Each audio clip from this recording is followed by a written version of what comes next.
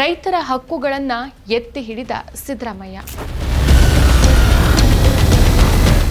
ಕಷ್ಟ ಆದರೆ ಬಾಗಿಲು ಮುಚ್ಚಿ. ಕಾಂಗ್ರೆಸ್, ಬಿಜೆಪಿ, ಜೆಡಿಎಸ್ನಂತಹ ಪಕ್ಷಗಳ ಘಟಾನುಘಟಿ ನಾಯಕರು ಈ ಕಾರ್ಖಾನೆಗಳನ್ನು ನಡೆಸ್ತಾ ಇದ್ದಾರೆ. ಪ್ರತ್ಯೇಕ ಸಭೆ ನಡೆಸಲಾಗುವುದು ಅಂತ ಸಿಎಂ ಭರವಸೆ ಕೊಟ್ಟಿದ್ದಾರೆ. ನಮಸ್ಕಾರ, ಈ ದಿನಕ್ಕೆ ಸ್ವಾಗತ. ನಾನು ಜಿಎಂ ಪವಿತ್ರ. ಕಬ್ಬು ಬೆಳೆಗಾರರ ಸಮಸ್ಯೆಗಳ ನಿವಾರಣೆಗಾಗಿ ಮುಖ್ಯಮಂತ್ರಿ ಸಿದ್ದರಾಮಯ್ಯ ನೇತೃತ್ವದಲ್ಲಿ ಶುಕ್ರವಾರ ವಿಧಾನಸೌಧದಲ್ಲಿ ನಡೆದಂತಹ ಸಭೆಯು ಕೇಂದ್ರೀಕೃತವಾಗಿ ಸಕ್ಕರೆ ಕಾರ್ಖಾನೆ ಮಾಲೀಕರ ಜೊತೆಗಿನ ಚರ್ಚೆಯಾಗಿ ಮಾರ್ಪಡಿಸಿತ್ತು. ರೈತರ ಬೇಡಿಕೆಯಂತೆ ಕಬ್ಬು ದರವನ್ನ 100 ರೂಪಾಯಿ ಏರಿಸಿ 3,300 ಟನ್ಗೆ ನಿಗದಿಪಡಿಸಲಾಗುತ್ತೆ. ಇದರಿಂದ 4 ದಿನಗಳ ಪ್ರತಿಭಟನೆ ಕೊನೆಗೊಳ್ಳುತ್ತೆ. ಪ್ರತಿ ಟನ್ ಕಬ್ಬಿಗೆ 3,300 ರೂಪಾಯಿಯನ್ನ ನೀಡೋಕೆ ಸರ್ಕಾರ ಮಹತ್ವದ ನಿರ್ಧಾರವನ್ನ ಕೈಗೊಳ್ಳುತ್ತೆ. ಸಿಎಂ ಸಿದ್ದರಾಮಯ್ಯ ನೇತೃತ್ವದಲ್ಲಿ ಬೆಂಗಳೂರಿನ ವಿಧಾನಸೌಧದಲ್ಲಿ ನಡೆದಂಥ ಸಭೆಯಲ್ಲಿ ಈ ತೀರ್ಮಾನವನ್ನು ಈಗಾಗಲೇ ಕೈಗೊಳ್ಳಲಾಗಿದೆ. ಆದರೆ ಸಭೆಯಲ್ಲಿ ಮಾಲೀಕರು ತಮ್ಮ ಸಂಕಷ್ಟಗಳನ್ನು ತೋಡ್ಕೊಂಡ್ರು ಸಿಎಂ ಅವರನ್ನ ಒಂದು ಕಾರ್ಖಾನೆಯನ್ನು ನಡೆಸೋದು ಕಷ್ಟ ಅಂತಾದ್ರೆ ಒಂದರ ಜೊತೆಗೆ 2-3 ಇರೋದು ಹೇಗೆ ಸಾಧ್ಯ? ಕಷ್ಟ ಆದ್ರೆ ಬಾಗಿಲು ಮುಚ್ಚಿ ಅಂತ ಖಡಕ್ಕಾಗಿ ಉತ್ತರಿಸಿ ರೈತರ ದೃಷ್ಟಿಕೋನವನ್ನ ಎತ್ತಿ ಹಿಡಿದಿದ್ದಾರೆ. ಪರಿಶುದ್ಧ ನಂದಿನಿ ಹಾಲಿನಿಂದ ತಯಾರಿಸಿದ ನೈಜ ನಂದಿನಿ ಐಸ್ ಕ್ರೀಮ್ಸ್. ಸಕ್ಕರೆ ಕಾರ್ಖಾನೆಗಳ ಮಾಲೀಕರನ್ನ ತೀವ್ರವಾಗಿ ತರಾಟೆಗೆ ತೆಗೆದುಕೊಂಡಿರುವ ಸಿದ್ದರಾಮಯ್ಯ ಸ್ವಾರ್ಥಕ್ಕಿಂತ ರೈತರ ಹಕ್ಕುಗಳನ್ನ ಮೇಲಕ್ಕೆತ್ತಿ ಹಿಡಿದಿದ್ದಾರೆ.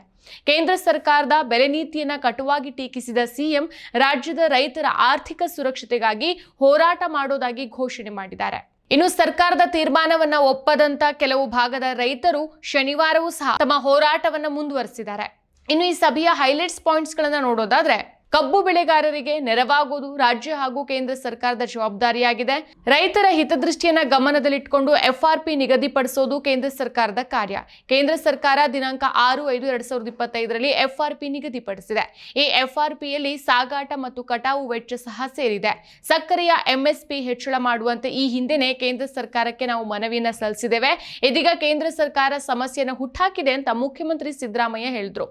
ಇನ್ನು ಸಕ್ಕರೆ ಕಾರ್ಖಾನೆಗಳು ಮಾರಾಟ ಮಾಡುವಂತಹ ವಿದ್ಯುತ್ ಮೇಲೆ ಪ್ರತಿ ಯೂನಿಟ್ಗೆ 60 ಪೈಸೆ ತೆರಿಗೆ ನಿಗದಿಪಡಿಸುವ ಪ್ರಸ್ತಾಪನೆಯನ್ನ ಮರುಪರಿಶೀಲಿಸಲಾಗುವುದು ಅಂತ ಮುಖ್ಯಮಂತ್ರಿ ಹೇಳ್ತಾರೆ. ಇನ್ನು ಸಕ್ಕರೆ ಕಾರ್ಖಾನೆಗಳ ಮಾಲೀಕರ ಪರವಾಗಿ ಮುರುಗೇಶ್ ನಿರಾಣಿ ಮಾತನಾಡಿ, ಎಲ್ಲಾ ಸರ್ಕಾರಗಳಲ್ಲೂ ಕಬ್ಬು ಬೆಳೆಗಾರರ ಸಮಸ್ಯೆ ಮುಂದುವರಿಯುತ್ತಾ ಬಂದಿದೆ. ಸಕ್ಕರೆ ಕಾರ್ಖಾನೆಗಳಿಂದ ವಿದ್ಯುತ್ ಖರೀದಿ ಒಪ್ಪಂದವನ್ನ ರಾಜ್ಯ ಸರ್ಕಾರ ನವೀಕರಣ ಮಾಡಿರೋದಿಲ್ಲ.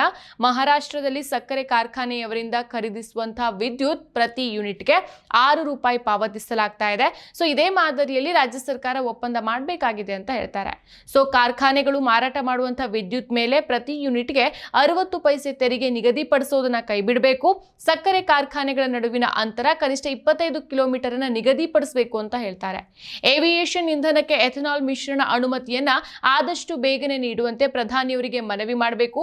ಪ್ರಸ್ತುತ ರೈತರಿಗೆ FRP ಪ್ರಕಾರ ದರವನ್ನ ನೀಡಲಾಗುತ್ತೆ. ಹೆಚ್ಚುವರಿ ಆದಾಯ ಸಾಧ್ಯ ಆದ್ರೆ ಸೀಸನ್ ಮುಗಿದ ನಂತರ ಅದನ್ನ ರೈತರಿಗೆ ಹಂಚಿಕೆ ಮಾಡೋಕೆ ಸಿದ್ಧರಿದ್ದೇವೆ ಅಂತ ಹೇಳ್ತಾರೆ. ಎಥೆನಾಲ್ MSP ಹೆಚ್ಚಳ ಕುರಿತು ಕೇಂದ್ರಕ್ಕೆ ಮನವಿ ಮಾಡಿದ್ರು ಸಹ ಇದುವರೆಗೆ ಹೆಚ್ಚಳ ಮಾಡಿಲ್ಲ. ಇದರಿಂದ ಕರ್ನಾಟಕ ರಾಜ್ಯಕ್ಕೆ ನಿರಂತರವಾಗಿ ಅನ್ಯಾಯ ಆಗ್ತಾ ಬಂದಿದೆ. ಇದೇ ರೀತಿ ಸಕ್ಕರೆ ರಫ್ತಿನ ಮೇಲೆ ನಿರ್ಬಂಧ ಹೇರಿರೋದ್ರಿಂದ ಸಕ್ಕರೆ ಕಾರ್ಖಾನೆಗಳಿಗೆ ಆರ್ಥಿಕವಾಗಿ ನಷ್ಟ ಉಂಟಾಗಿದೆ. ಇಡೀ ದೇಶಕ್ಕೆ ಕೇವಲ 10 ಲಕ್ಷ ಮೆಗಾ ಟನ್ ಮಾತ್ರ ರಫ್ತಿಗೆ ಅನುಮತಿಯನ್ನು ನೀಡಲಾಗಿದೆ. ಕಳೆದ 6 ವರ್ಷಗಳಿಂದ ಸಕ್ಕರೆ ದರವನ್ನು ಸಹ ಪರಿಷ್ಕರಿಸಿಲ್ಲ. ಆದರೆ ಕಬ್ಬಿನ ದರ ಪ್ರತಿ ವರ್ಷ ಹೆಚ್ಚಾಗ್ತಾ ಹೋಗ್ತಾ ಇದೆ ಅಂತ ಹೇಳ್ತಾರೆ.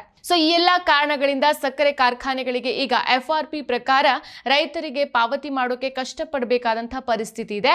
ಆದರೆ ಈ ದರ ಕಾನೂನಾತ್ಮಕವಾಗಿ ನೀಡಬೇಕಾಗಿರುವಂತಹ ಹಿನ್ನೆಲೆಯಲ್ಲಿ ಕಾರ್ಖಾನೆಗಳು ಪಾವತಿಸ್ತಾ ಇದೆ ಅಂತ ಸಕ್ಕರೆ ಕಾರ್ಖಾನೆ ಮಾಲೀಕರ ಸಂಘದ ಅಧ್ಯಕ್ಷರು ತಿಳಿಸ್ತಾರೆ. ಇನ್ನು ಮುಖ್ಯಮಂತ್ರಿ ಸಿದ್ದರಾಮಯ್ಯ ಸಕ್ಕರೆ ಕಾರ್ಖಾನೆ ಮಾಲೀಕರನ್ನ ತರಾಟೆಗೆ ತೆಗೆದುಕೊಂಡ್ರೂ ಸಹ ವಿಪರ್ಯಾಸ ಅಂತಂದ್ರೆ ಈ ಕಾರ್ಖಾನೆಗಳ ಹಿಂದಿನ ಮುಖಗಳು ರಾಜಕೀಯ ನಾಯಕರು. ಕಾಂಗ್ರೆಸ್, ಬಿಜೆಪಿ, ಜೆಡಿಎಸ್ ನಂತಹ ಪಕ್ಷಗಳ ಘಟಾನುಘಟಿ ನಾಯಕರು ಈ ಕಾರ್ಖಾನೆಗಳನ್ನು ನಡೆಸ್ತಾ ಇದ್ದಾರೆ.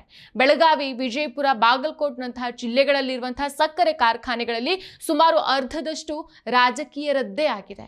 ಇದರಿಂದಾಗಿ ರೈತರ ಪರವಾಗಿ ಧ್ವನಿ ಎತ್ತೋದು ಯಾರಿಗೂ ಸಾಧ್ಯ ಇಲ್ಲ. ಸಕ್ಕರೆ ಕಾರ್ಖಾನೆಗಳು ರೈತರ ರಕ್ತವನ್ನ ಹೇಗೆ ಹೀರ್ತಾ ಇದೆ ಅನ್ನೋದಕ್ಕೆ ಈ ಬಾರಿ ನಡೆದಂತ ಹೋರಾಟ ಇದು ಒಂದು ಉದಾಹರಣೆ. ಸಕ್ಕರೆ ಕಾರ್ಖಾನೆ ಅನ್ನೋದು ಈಗ ಕೇವಲ ಉದ್ಯಮ ಸಂಸ್ಥೆಗಳಾಗಿ ಉಳಿದಿಲ್ಲ. ಇವುಗಳು ರಾಜಕೀಯ ಪಕ್ಷಗಳ ಕೈಯಲ್ಲಿರುವ ಒಂದು ಶಕ್ತಿಯಾಗಿ, ಆಯುಧವಾಗಿಯೂ ಬದಲಾಗ್ತಾ ಇದೆ. ಭಾರತದ ಗ್ರಾಮೀಣ ಆರ್ಥಿಕತೆ ಮೇಲೆ ಇವುಗಳ ಪ್ರಭಾವ ದೊಡ್ಡದಾಗ್ತಾ ಇದೆ. ರೈತರು ಆ ಕಾರ್ಖಾನೆಗಳಲ್ಲಿರುವಂತಹ ಉದ್ಯೋಗಗಳು, ಸಹಕಾರ ಸಂಸ್ಥೆಗಳು ಮತ್ತು ಚುನಾವಣಾ ರಾಜಕಾರಣ ಇವೆಲ್ಲವೂ ಸಹ ಒಂದಕ್ಕೊಂದು ಕೊಂಡಿಯಂತೆ ಕೆಲಸ ಮಾಡ್ತಾ ಇದೆ. ಆದರೆ ಈ ಕಾರ್ಖಾನೆಗಳಲ್ಲಿ ನಡೀತಾ ಇರುವಂತಹ ರಾಜಕೀಯ ಪಕ್ಷಗಳ ಆಟ ಅದು ರೈತರನ್ನ ದುರ್ಬಲಗೊಳಿಸಿ ಅವರ ರಕ್ತವನ್ನ ಹೀರ್ತಾ ಇದೆ.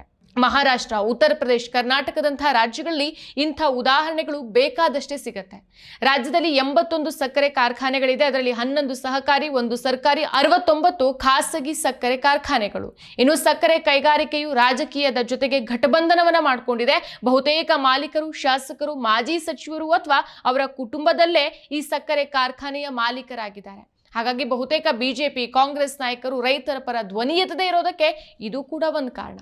1950ರ ದಶಕದಲ್ಲಿ ರೈತರ ಸಬಲೀಕರಣಕ್ಕಾಗಿ ಶುರುವಾದಂತಹ ಈ ಮಾದರಿ ಇಂದು ರಾಜಕೀಯ ಪಕ್ಷಗಳ ಕೈಯಲ್ಲಿರುವಂತಹ ಒಂದು ವೋಟ್ ಬ್ಯಾಂಕ್ ಆಗಿ ಮಾರ್ಪಡ್ತಾ ಇದೆ.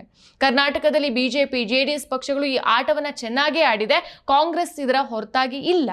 ಕಬ್ಬು ಬೆಳೆಯೋದು ಸುಲಭ ಅಲ್ಲ. ನೀರು, ಗೊಬ್ಬರ, ಕಾರ್ಮಿಕರ ಶ್ರಮ ಎಲ್ಲಾನು ರೈತನ ಮೇಲೆ ಇರುವಂತಹ ಹೊರೆನೆ. ಆದರೆ ಕಾರ್ಖಾನೆಗಳು ಟನ್ಗೆ 3200ಕ್ಕಿಂತ ಹೆಚ್ಚು ಕೊಡೋಕೆ ನಿರಾಕರಿಸುತ್ತೆ. ಯಾಕಂದ್ರೆ ಉತ್ಪಾದನಾ ವೆಚ್ಚ ಹೆಚ್ಚು ಅಂತ ಅವ್ರು ಹೇಳ್ತಾರೆ. ಇನ್ನು ರೈತರಿಗೆ ಇನ್ನೊಂದು ದೊಡ್ಡ ಸಮಸ್ಯೆ ಅಂತಂದ್ರೆ ಪಾವತಿ ವಿಳಂಬ ಮಾಡೋದು. ಕಬ್ಬು ಕೊಟ್ಟ ನಂತರ ತಿಂಗಳು ತನಕ ಕಾಯೋದು ಸಾಮಾನ್ಯ ಆಗೋಗ್ಬಿಟ್ಟಿದೆ. ಕೆಲವು ಕಾರ್ಖಾನೆಗಳು ತೂಕ ಕಡಿಮೆ ಮಾಡಿ ಸಕ್ಕರೆ ಇಳುವರಿ ದರವನ್ನ ತಪ್ಪಾಗಿ ಲೆಕ್ಕ ಮಾಡಿ ರೈತರಿಗೆ ಮಂಕ್ಬೂದಿ ಬಳಿಯೋರು ಇದ್ದಾರೆ. ಸೊ ಇದರಿಂದ ರೈತರು ಸಾಲದ ಚಕ್ರದಲ್ಲಿ ಸಿಲುಕಾಕೊಳ್ತಾರೆ, ಆತ್ಮಹತ್ಯೆಯತ್ತ ಹೆಜ್ಜೆ ಹಾಕ್ತಾರೆ. ಸೊ ಭಾರತದ ಸಕ್ಕರೆ ಉದ್ಯಮದಲ್ಲಿ ಇದೊಂದು ಸಾಮಾನ್ಯ ದೃಶ್ಯ ಅನ್ನುವಂತೆ ಆಗಿದೆ. ಇನ್ನು ಸಕ್ಕರೆ ಉದ್ಯಮ ಅನ್ನೋದು ರಾಜಕೀಯದ ಜೊತೆಗೆ ಜೋಡಿಸಲ್ಪಟ್ಟಿದೆ. ಬೆಳಗಾವಿಯಂತಹ ಸಕ್ಕರೆ ಬೆಲ್ಟ್ನಲ್ಲಿ ಪ್ರತಿ ರಾಜಕೀಯ ನಾಯಕರಿಗೊಂದು ಕಾರ್ಖಾನೆ ಇದೆ. ಕಾಂಗ್ರೆಸ್ ಮತ್ತು ಬಿಜೆಪಿಯ ನಾಯಕರು ಈ ಕಾರ್ಖಾನೆಗಳ ಮೂಲಕ ಚುನಾವಣೆಗಳಲ್ಲಿ ರೈತರ ಮತಗಳನ್ನು ಒತ್ತಿಸಿಕೊಳ್ತಿದ್ದಾರೆ. ಆದರೆ ಅಧಿಕಾರದಲ್ಲಿರುವಾಗಲೂ ಸಹ ರೈತರ ಹಿತವನ್ನ ನೋಡೋದಿಲ್ಲ. ಇನ್ನು ಈ ಸಕ್ಕರೆ ಕಾರ್ಖಾನೆಗಳು ಎದುರಿಸ್ತಾ ಇರುವಂತಹ ಸಮಸ್ಯೆಗಳು, ಅದೇ ರೀತಿ ಕಬ್ಬು ಬೆಳೆಗಾರರು ಸಕ್ಕರೆ ಕಾರ್ಖಾನೆಗಳಿಂದ ಎದುರಿಸ್ತಾ ಇರುವಂತಹ ಸಮಸ್ಯೆ ಕುರಿತು ಸಮಾಲೋಚನೆ ನಡೆಸಿ ಪರಿಹಾರ ಒದಗಿಸೋಕೆ ಪ್ರತ್ಯೇಕ ಸಭೆ ನಡೆಸಲಾಗುವುದು ಅಂತ ಸಿಎಂ ಭರವಸೆಯನ್ನ ಕೊಟ್ಟಿದ್ದಾರೆ. ಮತ್ತಷ್ಟು ವಿಶೇಷ ವಿಡಿಯೋಗಳನ್ನು ನೋಡಲು ಮತ್ತು ಹೊಸ ವಿಡಿಯೋಗಳ ಬಗ್ಗೆ ತಿಳಿಯಲು ಈ ದಿನ .com ಯೂಟ್ಯೂಬ್ ಚಾನೆಲ್ ಸಬ್ಸ್ಕ್ರೈಬ್ ಮಾಡಿ ಮತ್ತು ಬೆಲ್ ಐಕಾನ್ ಕ್ಲಿಕ್ ಮಾಡಿ.